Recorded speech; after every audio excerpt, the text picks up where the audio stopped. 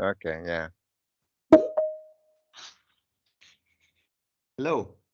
Hi, everybody. Welcome to another PMI Greece chapter event. Today, I have the privilege to introduce two amazing experts, two good PMI friends, and we have Merv with and Nigel. I'm sure that every time they will tell me how to pronounce the names, every time I will say wrong. So I think we're okay. So let me just say some words uh, about Merv and Nigel. Merv is the director of technology and digital events at the PMI UK, and at the same time, in his day job, he's the head of benefits management of UK government new hostel program. And on the other hand, we have Nigel, who is a project management coach and one of Silicon Valley fastest growing private tech companies. It's side tracker. And at the same time, his PMI role, he's the director of professional development at PMI UK and president of PMI UK Change Makers Club. And thank you so much, guys, for being here today. Honestly, it's a great pleasure to have your presentation. And personally, I had the chance to meet you in person in the latest Global Summit. And we're so happy to have you here in our community today. And I'm looking forward to see your presentation and all this beautiful stuff you have prepared. So the microphone is on you. Thank you again. Well, thank you very much for the introduction, Achilleus and Konstantinos. You've no reason to worry about pronouncing our names. When it comes to your names, we find them quite challenging. But we're delighted to be here, and we're delighted that we met up again recently in Las Vegas. Of course, we're not going to tell you anything about what we got up to there, because what happens in Vegas stays in Vegas. You know all that. So, but we were well behaved. We had a good time. So I've just committed the Menti link for this evening. It's going to be an interactive session, and we'd like you to log into that. You can also see our deck here, and on there's other ways in which you can get to the same place. So you can point your phone at the QR code. It will take you to the Menti link, or you can use the Menti code there, menti.com, and enter that number. So all sorts of ways for you to get to the place where you can interact with us. And I can guarantee that by interacting with us, you'll get so much more out of this session. So we're going to talk about creating exceptional value for the project profession through event leadership. So let's again get into this. As always, encouraging you to join us in Mentimeter, the various ways that you can get into menti.com, enter the code, use the link that we've given you.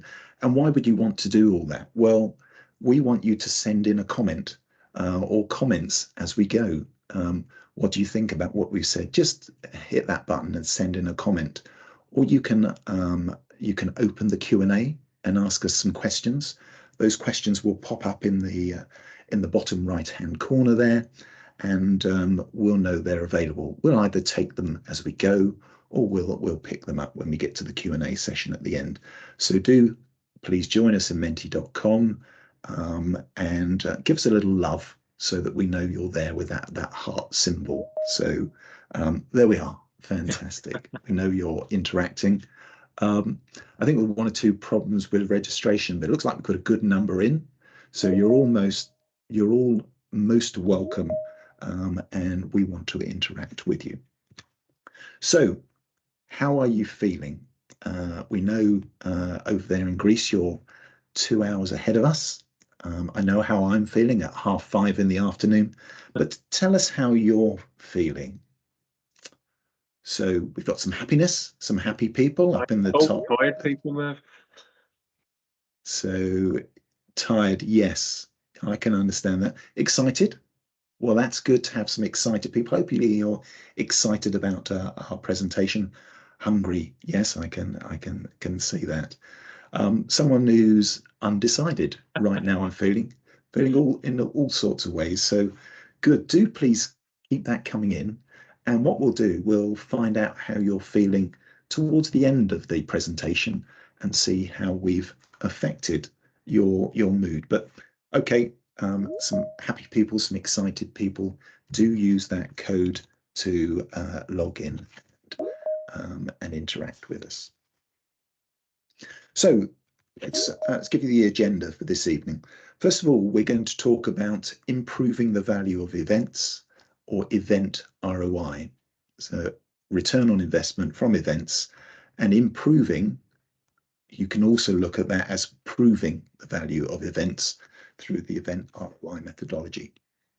And then we're going to present you with our 4 E's of awesome audience experience. We actually used this as a title when we were in Las Vegas quite recently at the summit.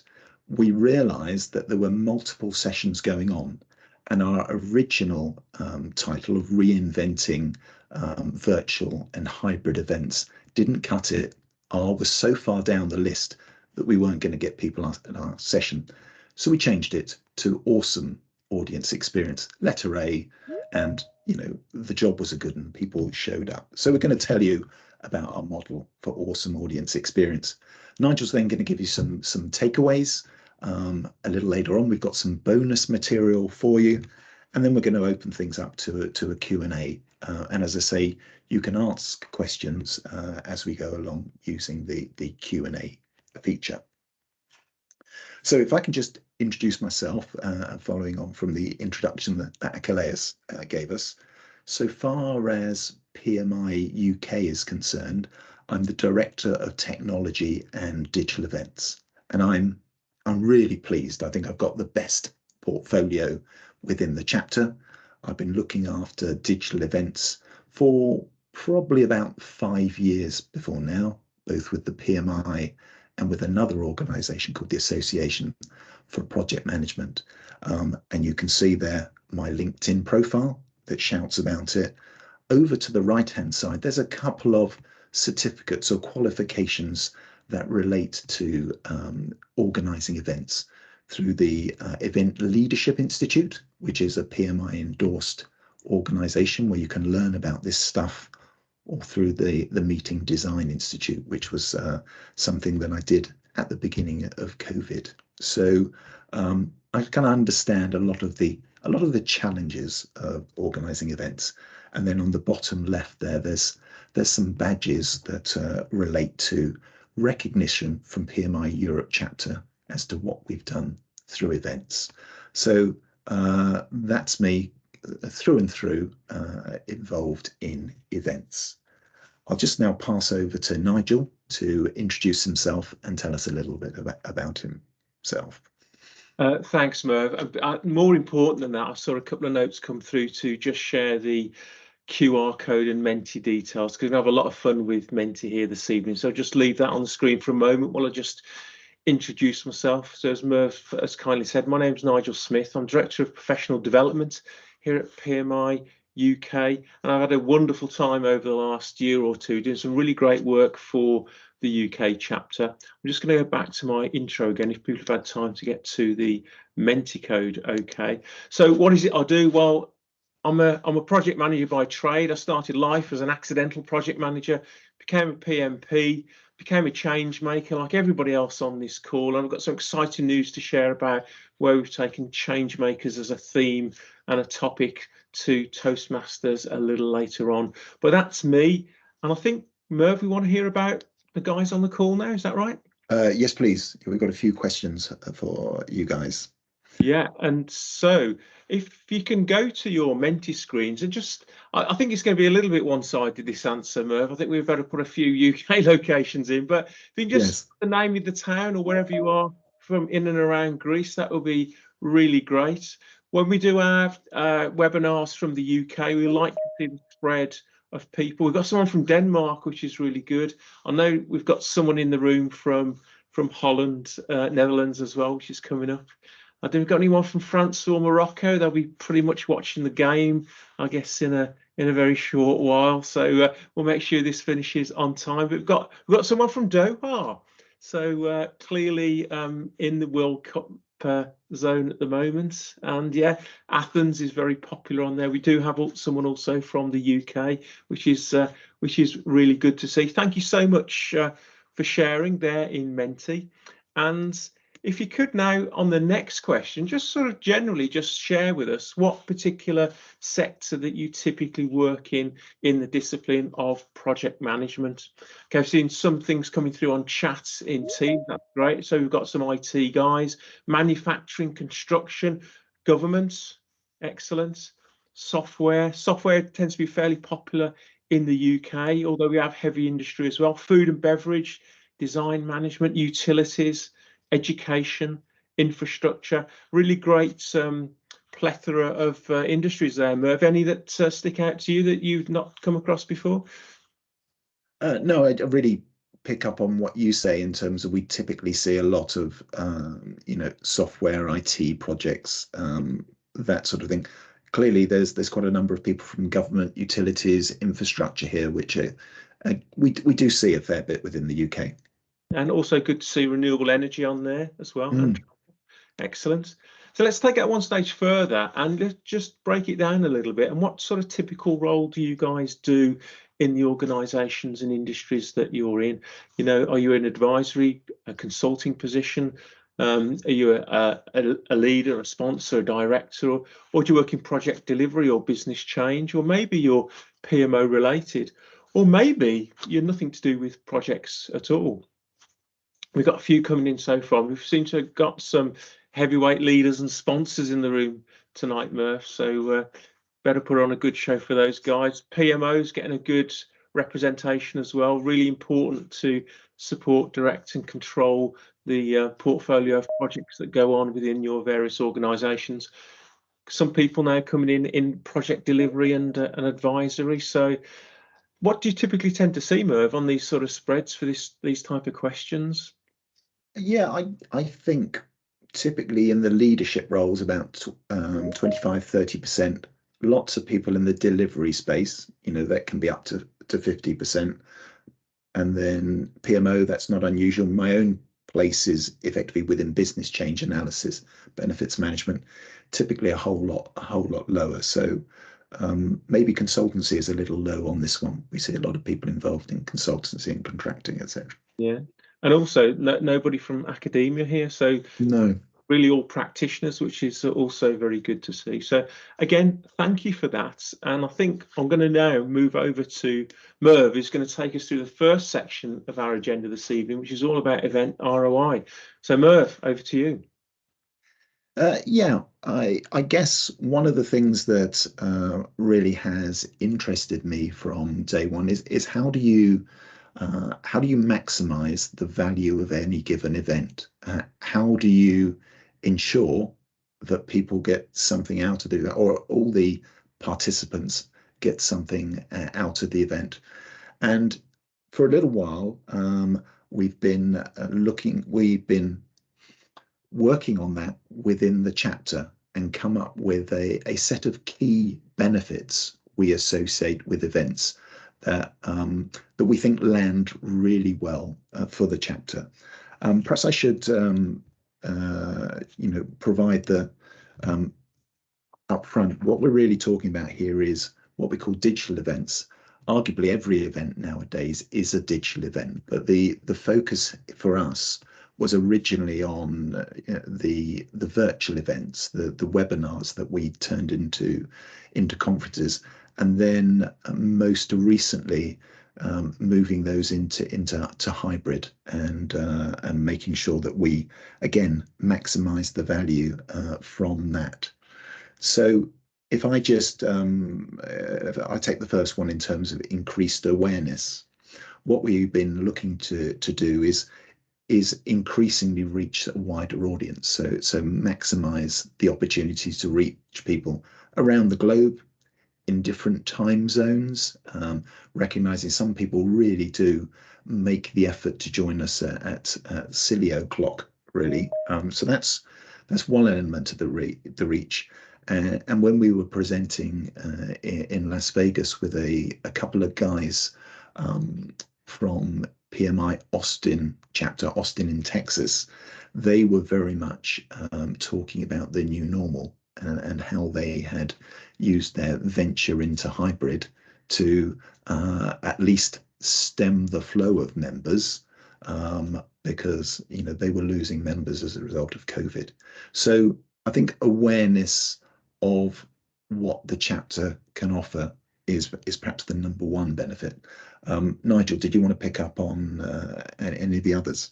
Yeah, I was just going to talk to member value for just a second, Merv, because it's really important, particularly when you consider the PMI UK digital events team. Probably pre-COVID 2019 was probably a team of about 3 individuals. And then as we went from in-person to online, we sort of ramped up from 1 or 2 events a month, albeit in person, to at least 1 or 2 a week on occasion when we ramped up into the COVID online arena.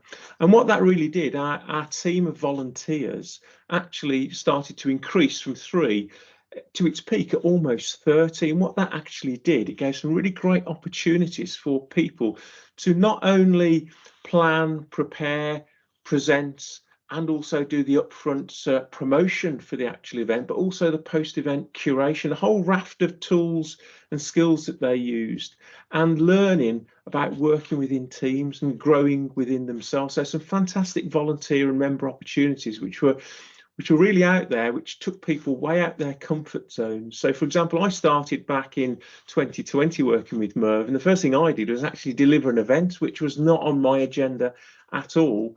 But it'll come to something I'll talk about a little bit later about how we grow our members and volunteers. And the one message I'd like to leave with all of you right now is that the more you put into these opportunities, the more you actually do get out as well. So it's a really great professional development tool. So that's one that really speaks to me, Merv. Is there another one on there you want to talk to at all? Well, again, I will cover engagement, but it was something Achilles was talking about initially, was what we now try to do on our platform is make some time and some space for people to actually do some networking before and after events. So we have a networking app within the people area, which is essentially, what would you call it? I was going to say matchmaking for project managers, but you're thrown together for 3 minutes and get to know each other. And it's amazing how many speakers and opportunities we've found through the networking element, and that's just one way. And maybe sharing the vision. The bit that I think is really important there is this giving back, this for purpose organization that we're part of, and that will include contributions to the UN SDGs, and we can pick up that a little bit later on, but that whole for purpose piece. Let's just step on then to the model for event ROI, so the methodology. And I first came across this quite a few years back by a guy called Dr. Elling Hamzo, and he had been working in this area for a considerable time. And one of my favorite videos, and there is a link on here that you'll see when you get the slides, is to a picture that he put together. If you haven't heard about that, well, watch the one that he did. But essentially it's a presentation that takes 6 minutes and 40 seconds because it comprises 20 slides of 20 seconds.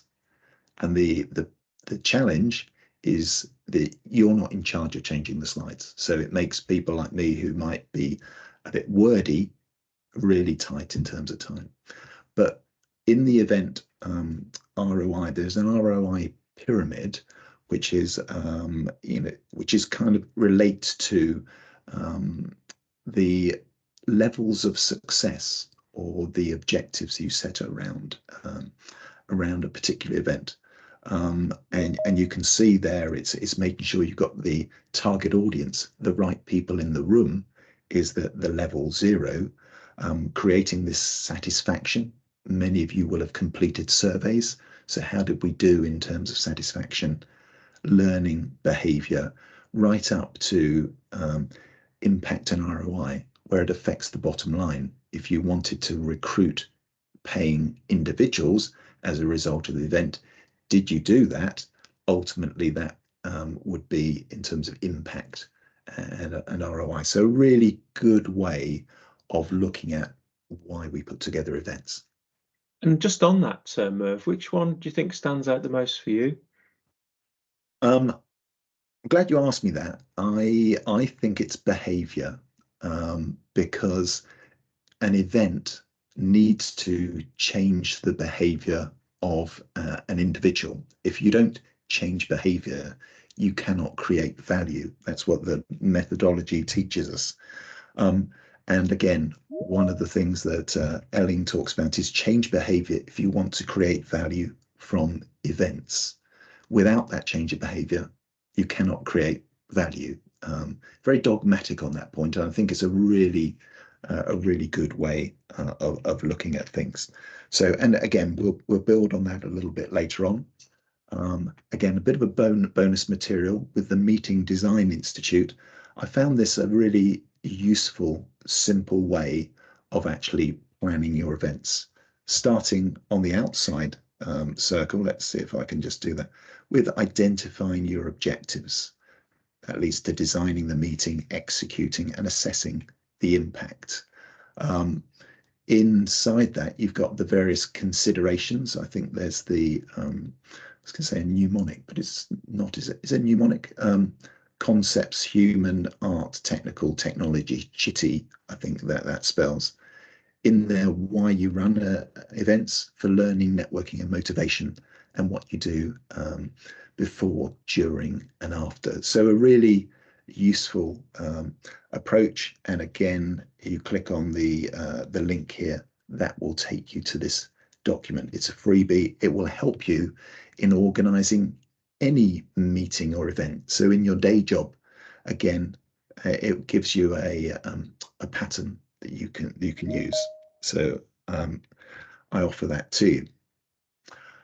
Okay, we're going to come on to the 4 E's of awesome audience experience that we put together in advance of our trip to the Global Summit, and hopefully you'll find it helpful.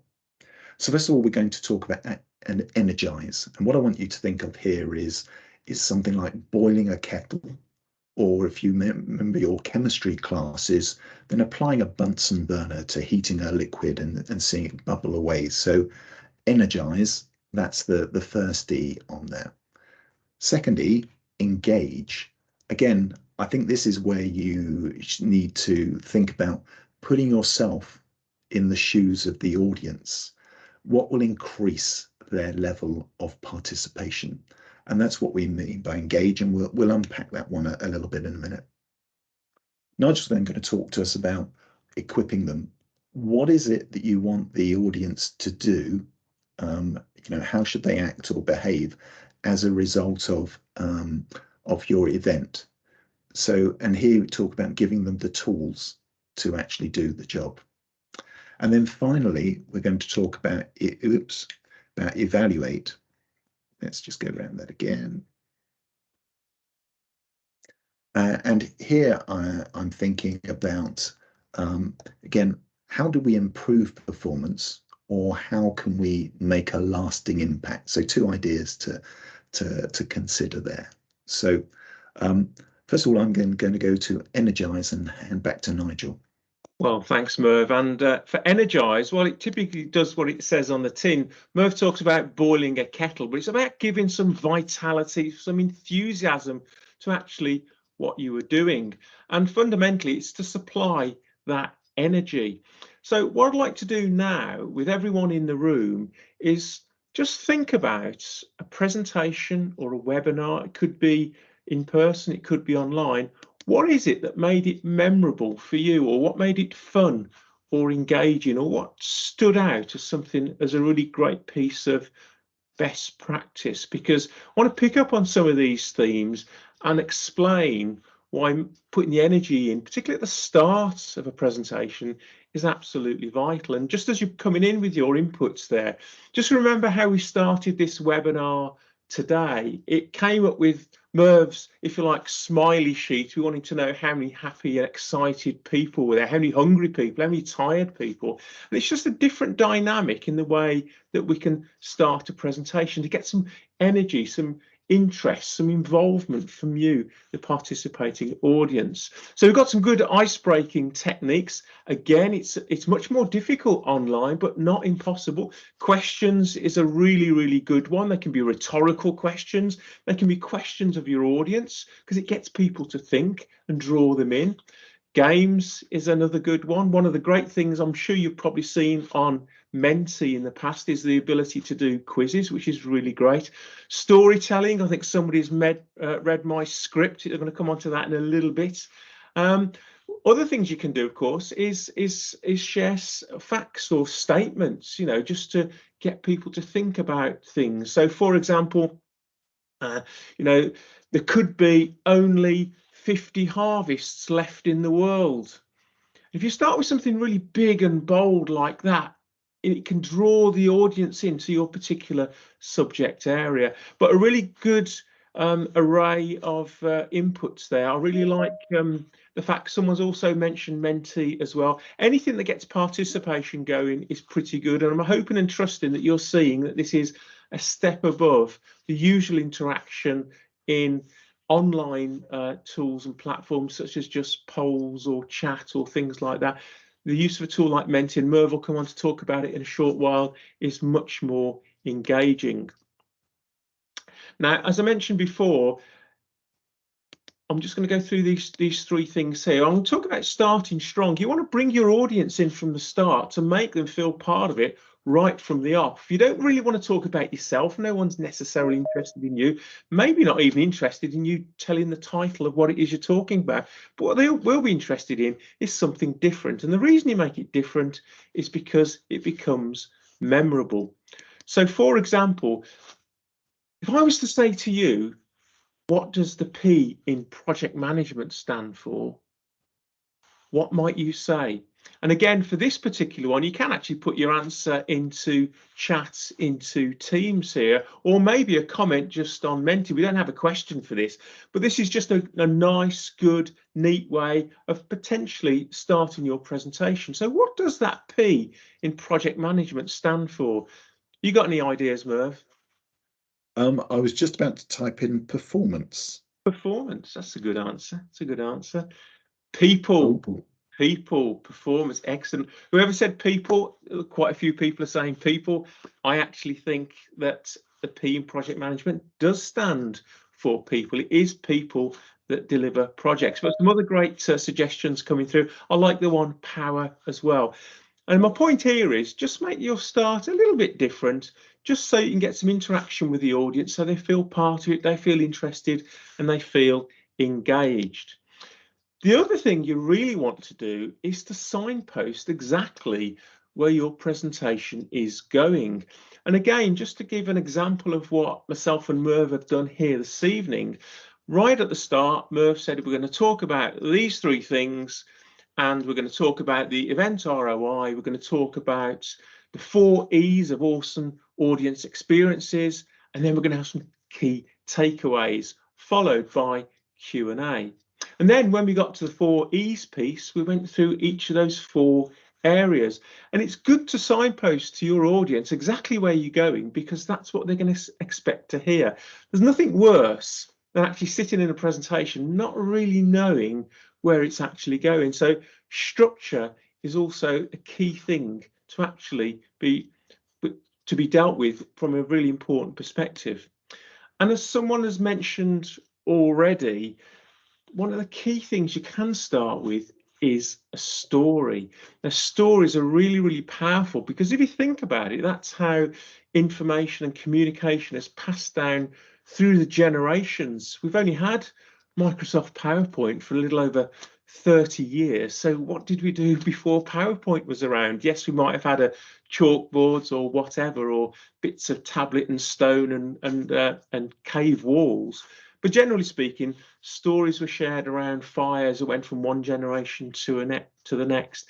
And I've sort of shared a little story with you earlier about our volunteer journey, the way they overcame their fears, that the way they learnt new skills, in digital skills, in LinkedIn, in promotion, doing small video snippets, which you'll see an example of in a short while, or even coaching speakers, being the MC of one of our events, and really going and growing to be much better and much more capable with skills that not only can they use in their personal life, but equally take into their professional life as well.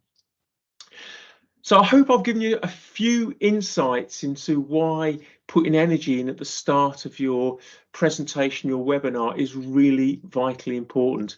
Now, what I'm saying here applies as equally to in-person as it does online.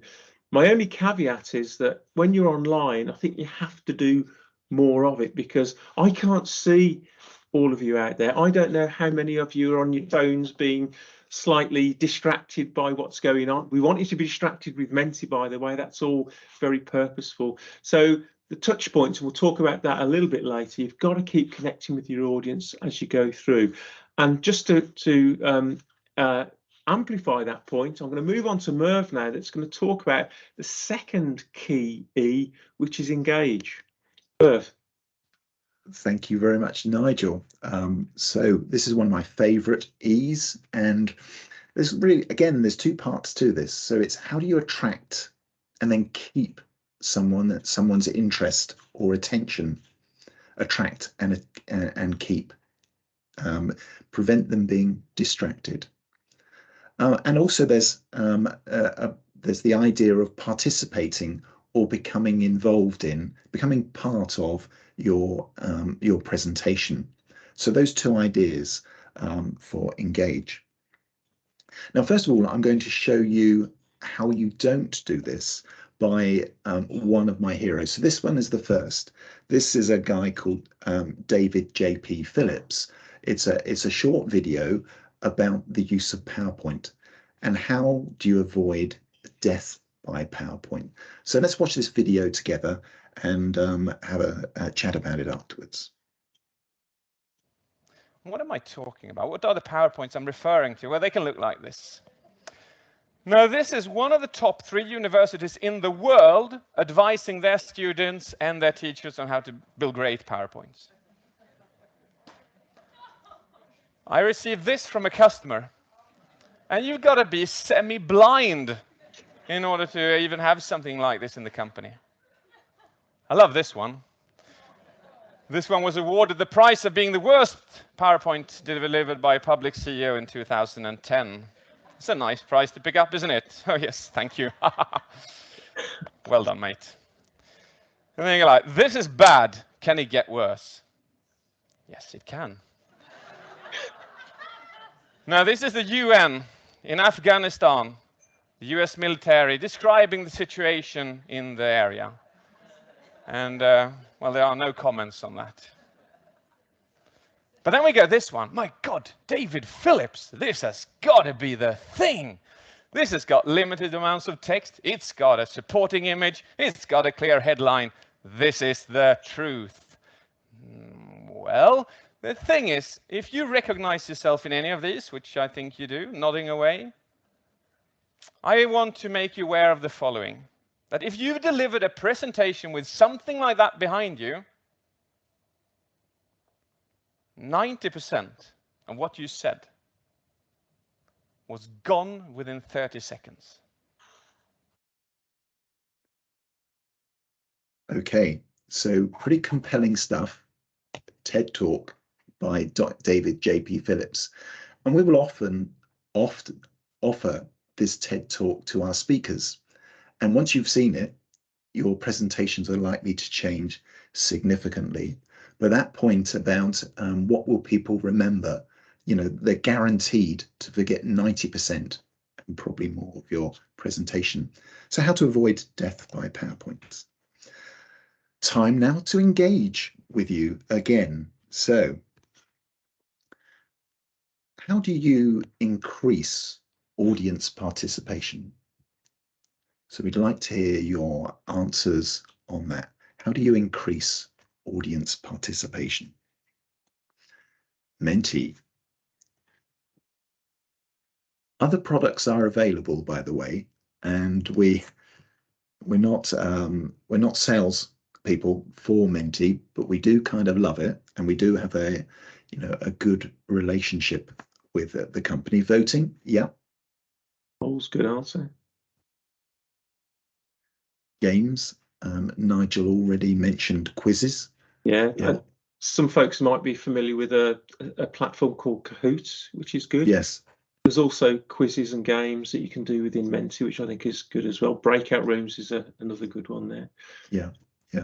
Certainly one of the uses we ran a number of PMP boot camps, and as part of that, it's always good to integrate quizzes with content. So a range of ways of doing it, but certainly Menti can help. Yeah, camera on. I think that's really important. I don't think you guys have got the opportunity to turn your cameras on this evening. It's that kind of session, but cameras on can be really compelling.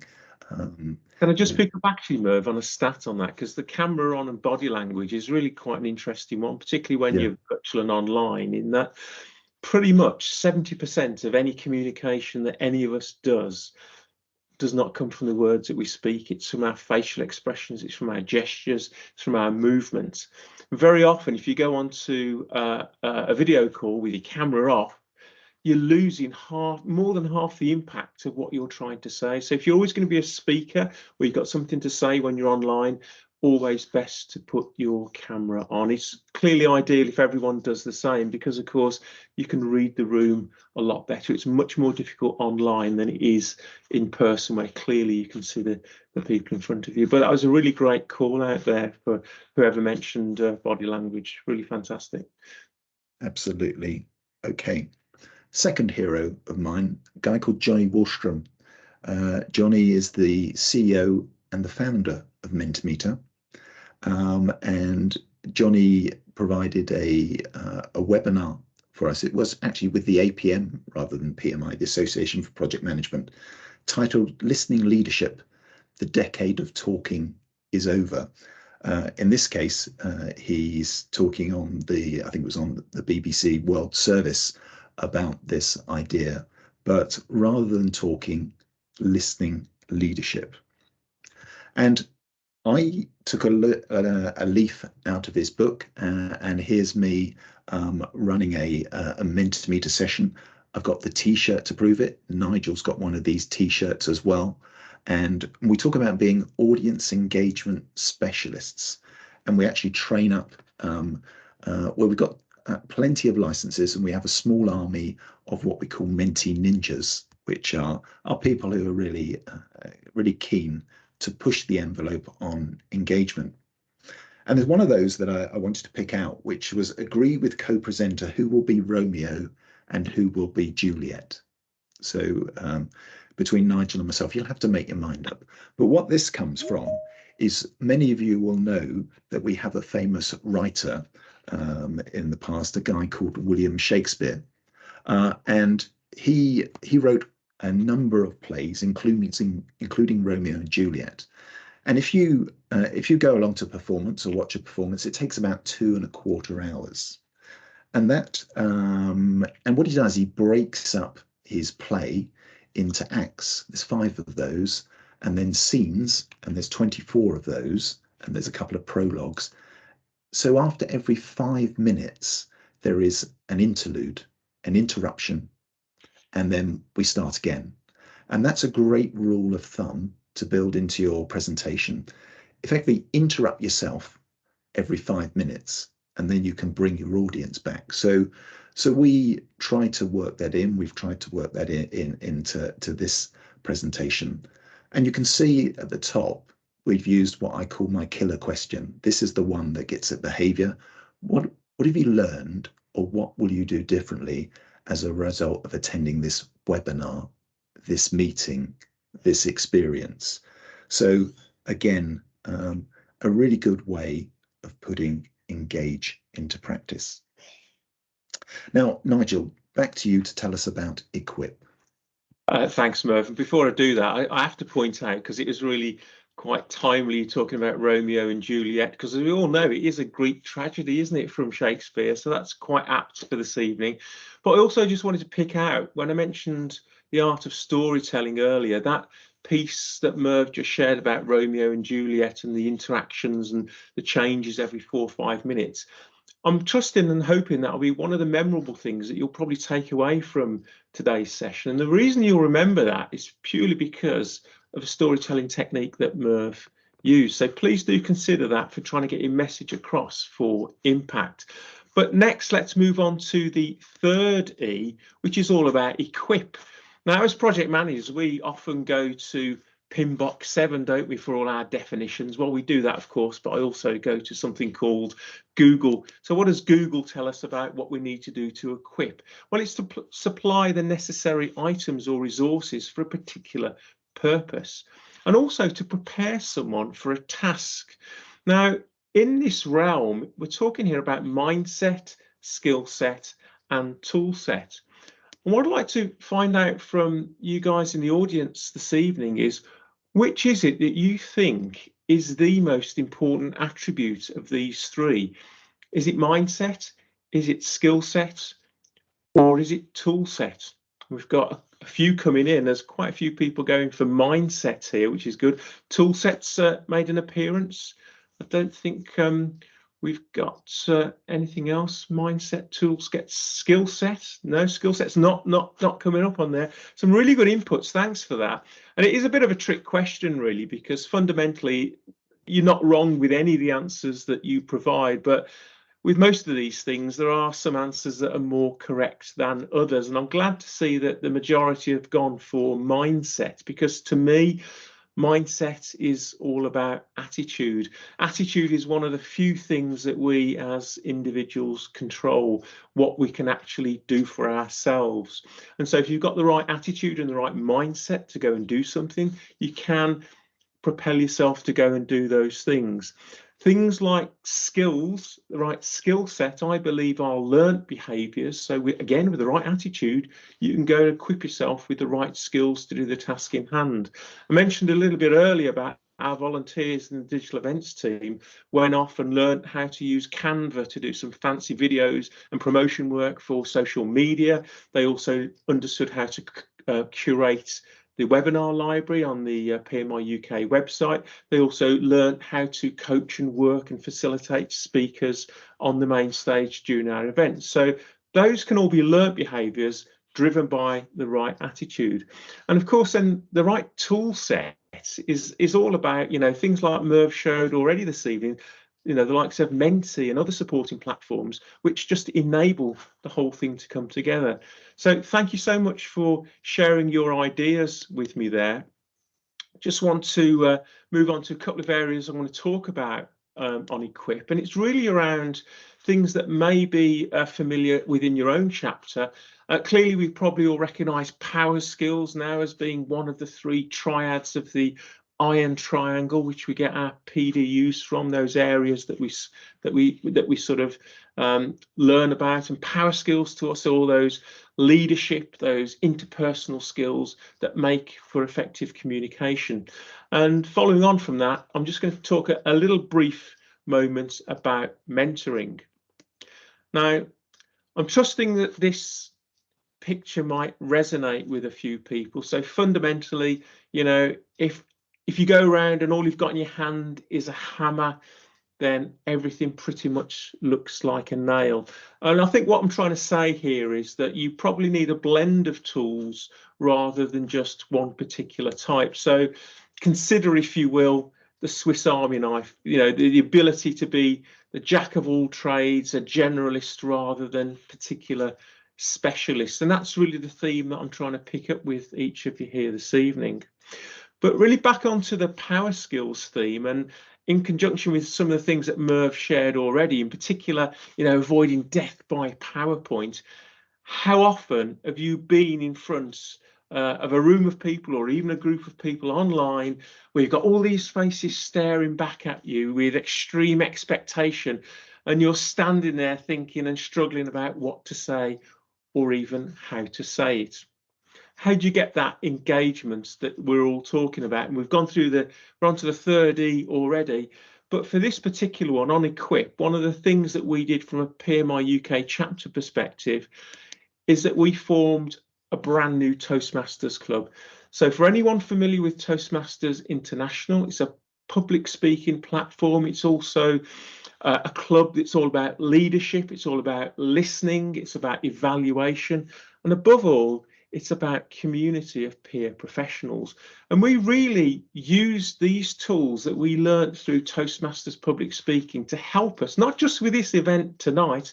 Both myself and Merv are members of the clubs in the UK, but also to our volunteers, to our members, to the PMI UK chapter members outside of the UK, to give them the confidence, to give them the ability to overcome their fears, to stand up and communicate really effectively.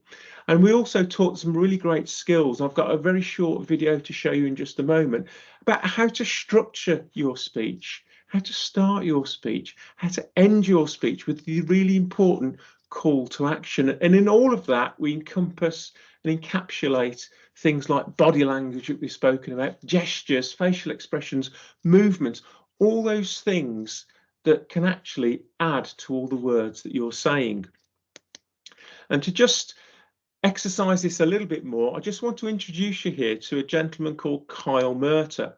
Now, Kyle is the World Championship semi-finalist of Toastmasters 2021, and he came to do an exclusive event. Have you ever struggled to plan a presentation? When planning, have you ever thought to yourself, where do I even start? I think we all have at some point. My name is Kyle Murter. I'm the author of the 5 Pillars of Effective Public Speaking. I'm a European public speaking champion, and on the 14th of September, on behalf of PMI UK, I'm doing a webinar on this topic. How to plan, how to structure a presentation for success. I'm going to take you through how to plan your presentation from the very first minute all the way through to the last. This is not an event to miss. It's from 6:30 p.m. till 8 p.m. and it would be a pleasure to have you join us. You'll be able to access the event by a link, which will be somewhere around this video. See you on the 14th. Great. Well, I'm hoping that you saw my timing was slightly out there, the rehearsal gone out the window a bit. But Kyle, a really great friend of PMI UK, came in and gave some really great workshops and webinars about actually how to do some really great things in terms of presenting. So we're equipping our volunteers and our members with the skills and the opportunity and the forum and platform to be able to demonstrate and practice these vital skills.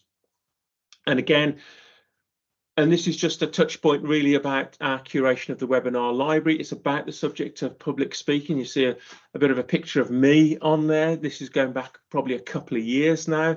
But again, we provided the platform, not just for invited speakers, industry experts and published authors even to come to our virtual stage. We also encouraged our own membership to come and present and talk and learn and grow. And again, we sort of curated all that onto the webinar library.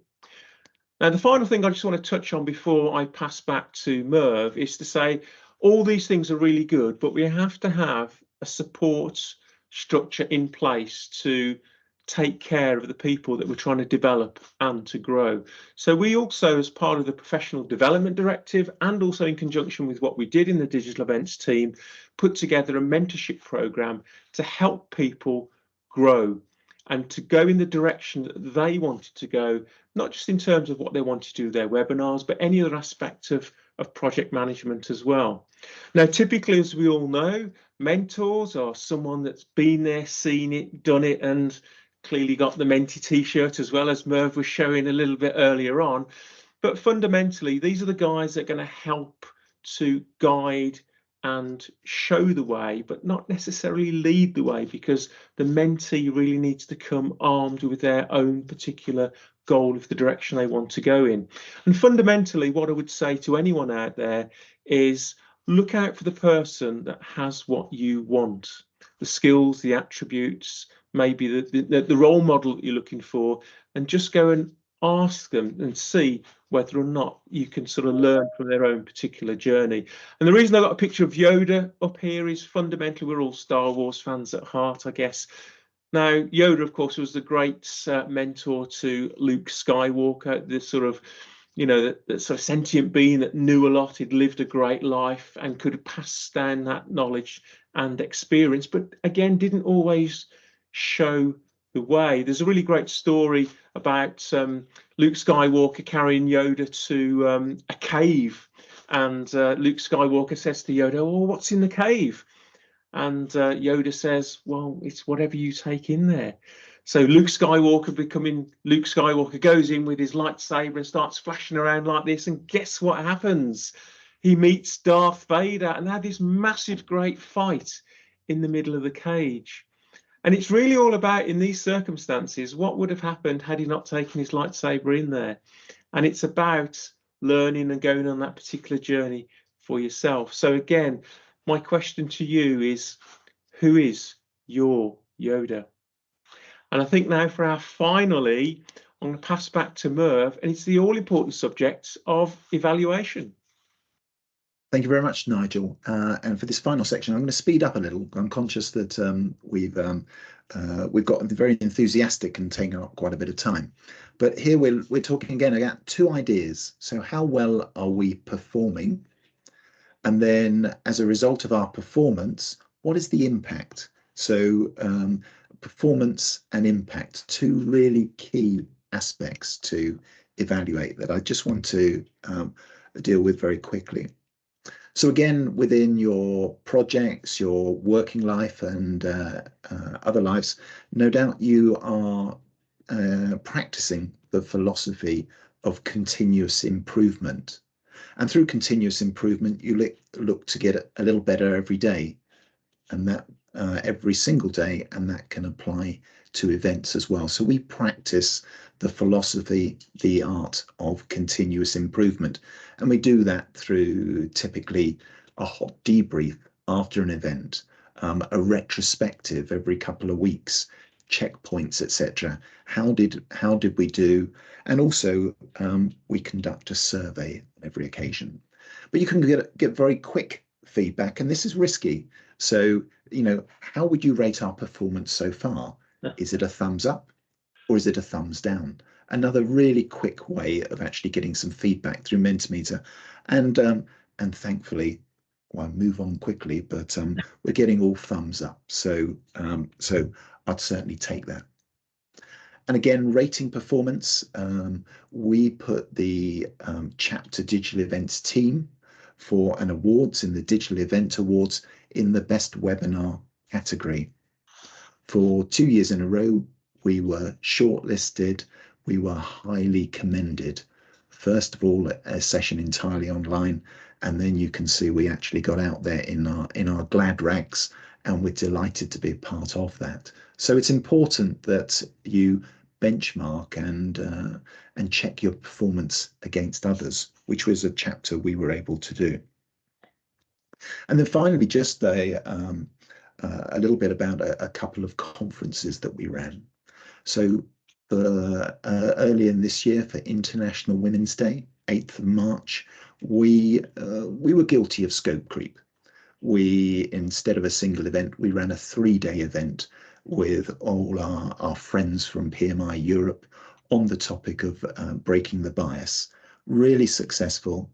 One of the key reasons for that was to affect the gender mix or gender balance within our chapter. We're low in comparison with others.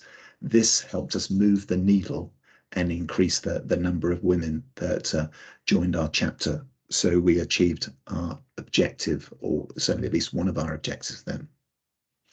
And then you'll know that we've just had COP27. To mark the occasion of COP26, we ran our own Transforming the Net Zero Landscape conference. And there you can see very much our strapline was to inspire, engage, equip, and mobilize current and next gen change makers. And the mobilization is really important once you've gone through the equip step. So it's what will we get able to do. And we learned about the PMI's Hours for Impact initiative, part of the UN Global Contract for Compact, for delivering hours of service against the UN SDGs. And we were able to deliver against SGD 5, gender equality, on our first conference, and then on the second one in terms of climate action, pledged and delivered those hours. And then finally, in order to make things sustainable and to move beyond events, we've created a community of action that takes that mobilize things and keeps things moving within a member community. And that's a really important part of events, having some sort of community of not just practice, but action in this case. And there's an invitation if you would like to join us, and we can tell you more about that. So that's the 4 E's of awesome audience experience: energize, engage, equip, and evaluate. So just as we come to an end, I would ask, how will you use what you've learned this evening to create awesome audience experiences? So again, just fire your answers in there. It would be great to see them. I appreciate we're up against time, so we'll just let a few of those answers come in. You can continue to respond, but what I'm going to do is take you to, well, Nigel will talk about some takeaways, and then we'll wrap up. There are no questions at the moment. I take it you've all been spellbound so far rather than the last questions, but we've got the interaction, the storytelling, engagement. So thank you for that. Keep that coming. Keep reflecting on what you have learned or will you do differently. So Nigel, some takeaways. Great, thanks. And it's good to know that people have been listening actively and coming up with those great things they're going to take away from this particular session. So let's talk about the real big takeaways from the 4 E's. So when you want to energize, you want to start with impact. We talked about storytelling, we talked about questions, we talked about sharing facts or opinions at the start, anything to get something moving and engaging with the audience, maybe a short poll, or like Merv did with his sort of smiley face chart. And then we also spoke about mindset as well as one of the most important components and attributes that you can have, because it's that's going to take you from where you are now to where you need to be in the future. And also just to be reminded that actually that's supported by tool set and skill set. I mentioned again about touch points, and here we really, Merv, should have written Romeo and Juliet, because it is those segues of 5 minutes where we just need to change direction, check in with the audience, make sure things are happening okay, just keep that energy alive in the room. And then of course the final bit that Merv's already just covered is the review and evaluation. You can't improve what you don't measure, and we at PMI UK measure things effectively so we can improve all the time. So I just want to move on to the summary at this stage. And again, this is just really to recant on the agenda items that we set out at the start. So Merv drove us pretty skillfully and smoothly through event ROI with a key takeaway, and it came up on that Menti chart just there about the key thing about changing behavior. And then, of course, we've had those 4 E's of awesome audience experience. And I trust that some of those takeaways are going to stay with you so that you can make the most of any events that either you attend or run in the future. And yeah, hopefully that's a summary of all those particular key takeaways. And I think from that point forward, we're going to open ourselves up to questions at this point, if anybody has any.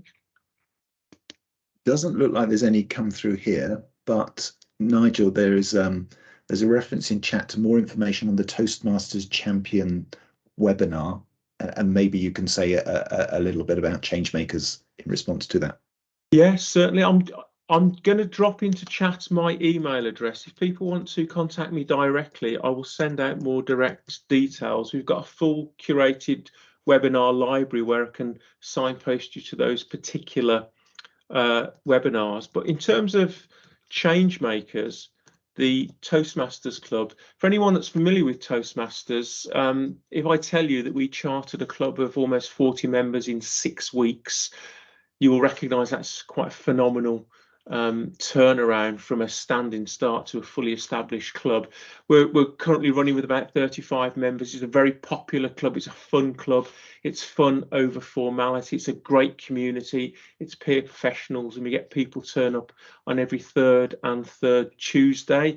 It's at 18:30 GMT, which is currently UK time. But anyone else that's from this particular audience that's interested in coming along to see what it's all about, possibly wanting to become a member, then again, please email me with what I've just dropped into chat. I'll give you all the details. It's certainly personally propelled me to where I am now compared to where I was 4 years ago. I would not have even entertained doing a webinar online, in person, or anywhere.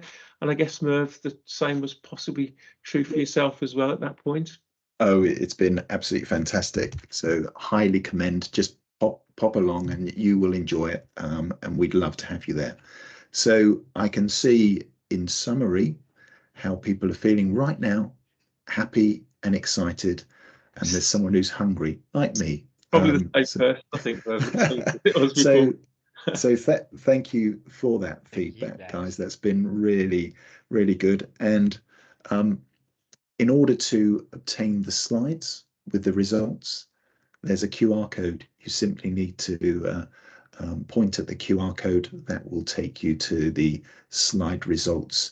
There's also a link in here that you'll be able to click into and see those results. So do please take a look at them, reflect on them, get in touch with us if we can provide anything further. You've got our contact details. And I was just going to give you some bonus material. We've been doing this quite a while. We've got some useful references. Again, when you get the results, just click on the links and it will take you to various things about, the meetings design toolbox, some of our heroes, and some of the bits and pieces we've been referring to. So there's useful references, and then there's a separate deck there about Mentimeter articles and presentations. If you want to know any more about how we use Mentimeter, we're happy to spend time. We love spending time talking about it. So thank you very, very much for your attention this evening. And thank you, Achilleus and Konstantinos, I can't say it, for inviting us along this evening. Thank you so much, guys. Merv, Nigel, that was a really interesting session, and we really enjoyed it. And actually, the Mentimeter works, and we see all these comments, and everybody's so excited. And from my side, and I'm feeling that maybe I'm representing a significant group of these people here. I would say that, as you highlighted, it's all about people, right? And people, I like storytelling and they want to be engaged, and they were expecting a presenter to use all these tools. So it's not only about an event, it's about any kind of presentation everyone of this professional would have in their daily business. So it's a really very good toolkit. And thank you so much for this really practical and stepwise approach. It was an honor to have you here. And I would like to thank all of these attendees, all the PMI community that was here today. And I would like to wish everybody Merry Christmas and Happy New Year. It was the last event of PMI Greece chapter for 2022, and we have the best company here with us. So thank you so much. And thank you for sharing all these slides and all these tools. And we will meet again in our next event on January. This time on January, we have our annual Greece PMI event. It will be a hybrid event. So we're looking forward the 22nd of January. So everybody is invited, and more than happy to see you also in person. So thank you so much. Have a great evening. Great pleasure to have Merv and Nigel, and thank you everybody for joining. Bye. Take care. Thank you very much. Thank you. Bye-bye.